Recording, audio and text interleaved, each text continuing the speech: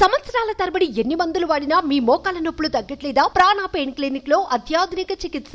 ఎండలు బాబోయ్ ఎండలు భగభగమంటూ మండిపోతున్నాయి. ఇంట్లో నుంచి కాలు తీసి బయట పెట్టాలంటే 1కి 10 సార్లు ఆలోచించాల్సిన పరిస్థితి. ఎండల నుంచి ఉపశమనం పొందేందుకు ఇంట్లో ఉన్న ఫ్యాన్లు, కూలర్లు గిర్రును తిరిగినా కానీ వేడి వల్ల ఉక్కిరి బిక్కిరవుతున్నాం. కొందరు కూల్ డ్రింక్స్ తాగుతూ శరీరాన్ని చల్లబరిచే ప్రయత్నం చేస్తే మరికొందరు రోడ్డుపైకి గొడుగులతో వస్తూ ఎండ వేడి నుంచి తప్పించుకుంటున్నారు. కానీ ఓ వ్యక్తి మాత్రం అందరినీ ఆశ్చర్యపరిచాడు. ఆలోచన అంటే మామూలు ఆలోచన కాదు అన్నట్టుగా అందరూ అవాక్కయ్యారు. అయితే అదేంటో మీరే చూడండి.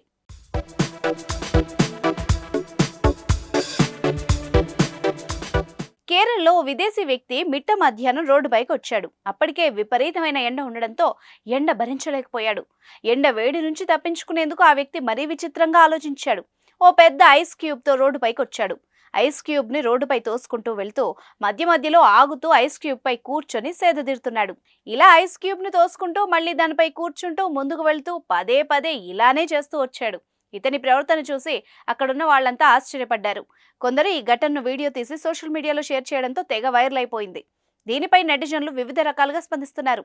అరే ఇతనేంటి మరీ విచిత్రంగా ఉన్నాడే అంటూ కొందరు, ఎండ ఎంత తీవ్రంగా ఉంటే మాత్రం ఇలా ఎవరైనా చేస్తారా అంటూ వివిధ రకాల ఇమేజీలతో ఇంకొందరు కమెంట్లు చేస్తున్నారు. మరి మీ కమెంట్ ఏంటో కూడా చెప్పేసేయండి.